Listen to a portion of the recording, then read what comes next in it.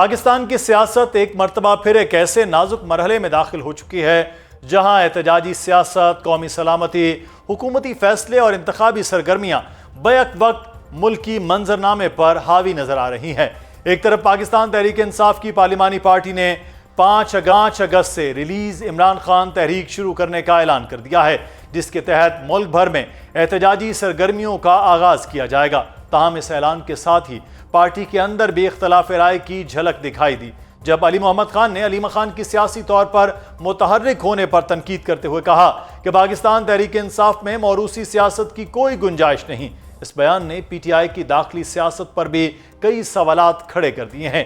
دوسری جانب جمعیت علماء اسلام فے کے سربراہ مولانا فضل الرحمان کا شہداء سے متعلق حالیہ بیان سیاسی حلقوں میں شدید بحث کا باعث بنا ہوا ہے۔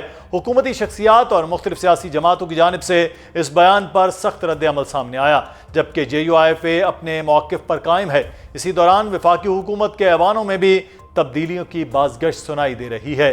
سیاسی حلقوں میں وفاقی کابینہ میں ممکنہ رد و بدل کی چہمگوئیاں جاری ہیں۔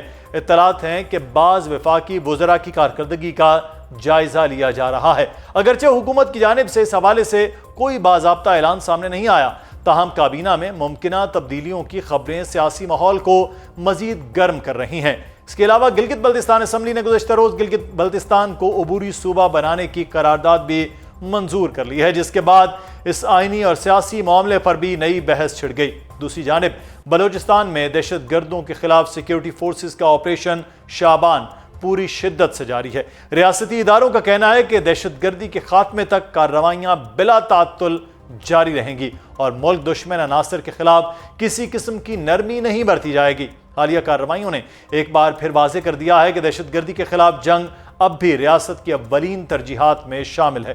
دوسری جانب آزاد جموں کشمیر کے انتخابات بھی سر پر کھڑے ہیں، جو 27 جولائی کو شیڈیول ہیں۔ تاہم موجودہ سیاسی اور سیکیورٹی صورتحال کے باعث مختلف حلقوں میں یہ بحث زور پکڑ رہی ہے کہ آیا انتخابات اپنے مقررہ وقت پر منعقد ہو سکیں گے یا نہیں۔ انتخابی تیاریاں جاری ہیں۔ بدلتے ہوئے حالات نے اس عمل پر بھی کئی سوالات کھڑے کر دیے ہیں۔ انہی تمام تر اہم موضوعات پر آج کے پروگرام میں تفصیل سے گفتگو کریں گے۔ ہمارے ساتھ موجود ہیں سینئر صحافی اور اینکر پرسن منصور علی خان۔ بہت شکریہ منصور صاحب آپ کے وقت کا۔ پاکستان تحریک انصاف کے احتجاج کے حوالے سے اگر بات کی جائے تو ملک گیر وہ تحریک شروع کر رہے ہیں، ریلیاں، احتجاج، جلوس 5 اگست کو۔ یہ کوئی پہلی بار تو ہے نہیں، یہ تقریباً گرفتاری کی ہر سال کے بعد بھی ہوتا ہے، کسی نہ کسی موقع پہ پھر وہ اٹھنے کی کوشش کرتے ہیں۔ اب کی بار ماضی کی طرح ہی یہ کوئی کال لگ رہی ہے اور یا کوئی حکومت کو سنجیدہ اور ٹف ٹائم دینے کی پوزیشن میں پی ٹی آئی ہوگی؟ بہت شکریہ مدثر صاحب۔ دیکھیے ویسے تو یہ پاکستان تحریک انصاف کے حریفوں کے لیے یہ محاورہ بنتا ہے، لیکن ایکچولی فٹ ان کے اوپر ہو رہا ہے وہ جو ایک پرانی ایک کہانی تھی نا کہ شیر آیا شیر آیا۔ تو الٹیمیٹلی پھر گاؤں والوں نے جو ہے وہ اس بچے کی بات ماننے سے انکار کر دیا تھا۔ یہاں پہ بھی پاکستان تحریک انصاف کے جو گاؤں والے ہیں نا، انہوں نے اب جو ان کے بچے ہیں بیرسٹر گوہر ہو گئے یا سہیل آفریدی صاحب ہو گئے، ان کی بات ماننے سے میرے خیال میں انکار کر دیا ہے۔ اب وہ ان کی بات کے اوپر کوئی ٹرسٹ نہیں کرتے۔ میں مطلب ایک ہوتا ہے صرف آپ ایک اندازہ لگانا کہ نہیں ہو سکتا ہے کہ ایسا ہو جائے، نہیں ہو سکتا ہے ویسا ہو جائے۔ میرے خیال میں the game is over now۔ یہ احتجاج، تحریک، یہ سلسلہ اب ختم ہو چکا ہے، اور اس کی بڑی واضح اگزامپل یہ ہے کہ جو شخص جس کے لیے آپ نے یہ احتجاج کرنا ہے اڈیالہ جیل کے اندر وہ موجود ہے۔ جب آپ اس کی آزادی کے لیے وہاں پہ اکٹھے ہونے کے لیے تیار نہیں ہیں تو پھر اور کون سی تحریک یا اور کون سا جلسہ؟ ٹھیک ہے، آپ ہو سکتا ہے ابھی بھی، بلکہ 5 اگست کے حوالے سے پاکستان تحریک انصاف کے اندر یہی ایک ڈیبیٹ چل رہی ہے کہ کوئی تحریک شریک شروع کرنے کے بجائے ایک جلسہ کر لیا جائے، بس وہ کام ٹھیک ہے، اور اس کے اندر جو ہے وہ 8-10 تقریریں ہو جائیں۔ جو ٹاپ لیڈرشپ ہے، محمود خان رچن کو بلا لیں گے، علامہ راجہ ناصر عباس صاحب، بیرسٹر گوہر، سہیل آفریدی، یہ اپنا کام کریں، 5-5 10-10 منٹ کی تقریریں کریں اور ختم کریں، اور کم از کم لکھ لیا جائے کہ ہاں جی 5 اگست کو کچھ ہوا تھا، کوئی ہلچل ہوئی تھی، بس دیٹس اٹ۔ تو بات بہت آگے جا چکی ہے۔ اب تو میرے خیال میں ایک کریڈیبلٹی کا سب سے بڑا مسئلہ ہے۔ پاکستان تحریک انصاف کا کارکن جو ہے ان لیڈروں کی کریڈیبلٹی کے اوپر ڈاؤٹ کرتا ہے، اور وہ مطلب آدھی تحریک انصاف کے اپنے لیڈر جو کم از کم پاکستان سے باہر بیٹھے ہیں وہ تو خود کہتے ہیں یہ سب کے سب جو ہے اسٹیبلشمنٹ کے ساتھ ملے ہوئے ہیں۔ مطلب وجہ کیا ہے؟ لیڈرشپ میں صلاحیت نہیں ہے یا خوف ہے یا پھر اپنے اقتدار کو اور اپنے معاملات کو چلانا چاہتے ہیں؟ کیا وجہ ہے؟ میرے خیال میں موجودہ سیٹ اپ جو ہے وہ پاکستان تحریک انصاف کا وہ نہیں چاہتا عمران خان صاحب باہر آئے، کیونکہ ان کو پتا ہے اس بات کا کہ جس دن عمران خان صاحب باہر آئے اس میں سے 70-80% جو ہے فارغ ہو جائے گا. ان کو کس نے پوچھنا ہے؟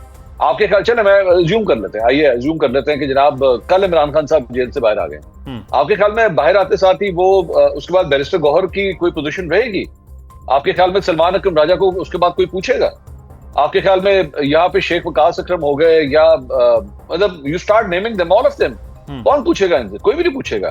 اور آپ کے خیال میں سہیل آفریدی صاحب جو ابھی میرے خیال میں ایک طاقتور وزیر اعلیٰ نہیں ہے، آپ کے خیال میں عمران خان صاحب کے آنے کے بعد ان کی کوئی وقت رہ جائے گی؟ عمران خان صاحب نے پرویز خٹک صاحب کے ٹینیور کے بعد ہی یہ فیصلہ کر لیا تھا کہ مجھے ایک طاقتور وزیر اعلیٰ نہیں چاہیے، مجھے ایک یس مین چاہیے، اور عثمان بزدار اسی نظریے کی پروڈکٹ تھی. تو عمران خان صاحب جس دن باہر آ گئی یہ پوری لاٹ اس کے بعد یہ فارغ ہے. سو میرے خیال میں ہو سکتا ہے دل کرتا ہو یا ان کو کہنا پڑتا ہو، پبلک پوزیشن لینی پڑتی ہو کہ ہاں جی ہم عمران خان صاحب کی آزادی کے لیے سب کچھ کریں گے. اور آپ کو یاد ہے وہ سہیل آفریدی صاحب کی وہ جو پہلی تقریر تھی عشق عمران والی، تو نہ اب عشق ہے نہ محبت ہے، وہ سب بھوت چھوت میرے خیال میں اتر گیا ہوا ہے.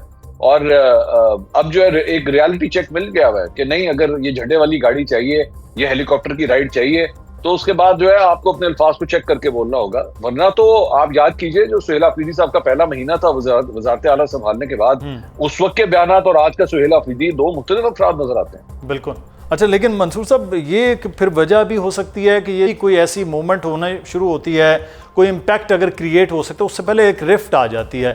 ابھی بھی ہم پھر وہ رفٹ والا بھی سچویشن دیکھ رہے ہیں. علیمہ خان جتنے بھی پارلیمنٹیرینز ہیں، چاہے وہ صوبائی اسمبلی میں ہیں، قومی اسمبلی میں، ان کو بار بار کہہ رہی ہیں کہ باہر نکلنے کی بات کر رہی ہیں. اور علی محمد خان صاحب کا ادھر سے بیان آ جانا کہ موروثی سیاست عمران خان کبھی نہیں چاہتے تھے. تو دونوں طرف بیان بازی کا سلسلہ. اور پھر تیسری چیز، جو باہر بیٹھے ہوئے پاکستان تحریک انصاف کے لوگ ہیں، چاہے وہ یوٹیوب پہ بات کر رہے ہیں یا پرانے ان کے عمران خان کے ساتھ ہیں، وہ بھی بڑی تنقید کر رہے ہیں سہیل آفریدی پر، ان کی گورنمنٹ پر. تو یہ رفٹ بھی اسی وجہ سے آ رہی ہے یا پھر اپنا اپنا سب کھیل رہے ہیں؟ اچھا دیکھیے، میرا خیال میں اس کا اب میں I don't want to criticize, مجھے اچھا نہیں لگتا کہ عمران خان صاحب جیل میں، میں ان کو کیا کرٹیسائز کروں اس وقت میں. لیکن فرینکلی اسپیکنگ آج کے جو بھی حالات ہیں نا، یہ اس کی وجہ یہ ہے کہ عمران خان صاحب نے کبھی اپنے تنظیمی ڈھانچے کے اوپر کام ہی نہیں کیا. کبھی یہ سوچا ہی نہیں کہ میں اپنے کارکن کو جو ہے وہ خود اپنی لیڈرشپ چننے دوں، یہ گروم کریں. میں چاہے ہوں یا نہ ہوں، سیاسی جماعت کے لیے تو سب سے امپورٹنٹ یہ ہوتا ہے کہ اس میں سے لیڈر بدلتا رہے، اس کا ڈرائیور بدلتا رہے، لیکن انجن، ٹائر، گیئر، بریک، یہ سب کو سب آٹومیٹکلی کام کرتے رہنے چاہیے. ڈرائیور کے تبدیل ہونے سے گاڑی رکنی نہیں چاہیے. لیکن پرابلم یہاں پہ یہ ہے کہ پاکستان تحریک انصاف کے یہ جو ایکسپرٹ ڈرائیور ہے، جو ایکچولی اس گاڑی کو ڈرائیو کرتا تھا، اب چونکہ وہ نہیں ہے، تو یہاں پہ اس گاڑی کو